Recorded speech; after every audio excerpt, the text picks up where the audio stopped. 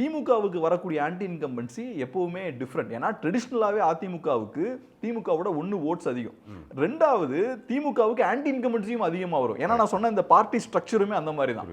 அதுக்கு ஒரு நல்ல எக்ஸாம்பிள் வந்து ஃபர்ஸ்ட் டைம் டிஎம்கே பவருக்கு வராங்க, அதுக்கப்புறம் செகண்ட் டைமும் தொடர்ச்சியாக அவங்க ஜெயிக்கிறாங்க. 3வது என்ன ஆகுது, அதிமுகன்ற புது கட்சி உருவாகுது. மக்கள் எந்த அளவுக்கு அதிருப்தியில் இருந்தா புது கட்சியை நோக்கி போகணும்னு யோசிப்பாங்க. ஏன்னா மக்களுக்கு திரும்ப காங்கிரஸ் கிட்ட போக முடியாது, ஏன்னா காங்கிரஸை தூக்கி போட்டு தான் நீங்க திமுக கிட்ட போறீங்க. சோ அப்ப காங்கிரஸும் திமுகவும் அல்லாத ஒரு புது அரசியல் சக்தியை உருவாக்குற அளவுக்கு எலிமெண்ட் இருந்தது இல்ல. இண்டிவிஜுவலா நான் பார்க்கல. சொசைட்டியில் நடக்கக்கூடிய பெரிய சோஷியல் டிரான்ஸ்ஃபர்மேஷன் எல்லாமே இண்டிவிஜுவல் பேஸா நம்ம பார்க்க முடியாது. பெரிய அதிருப்தி இருக்கு, அந்த அதிருப்தியை எம்ஜிஆர் அறுவடை பண்ணார் தான் நம்ம பார்க்கணும். ஆமா, அப்படி இண்டிவிஜுவலா எம்ஜிஆர் பண்ண முடியும்னா அவருக்கு தனியாவே ஸ்டார்டிங்லேயே பண்ணிக்கலாமே. திமுகன்ற ஒரு கட்சியே தேவையில்லையே.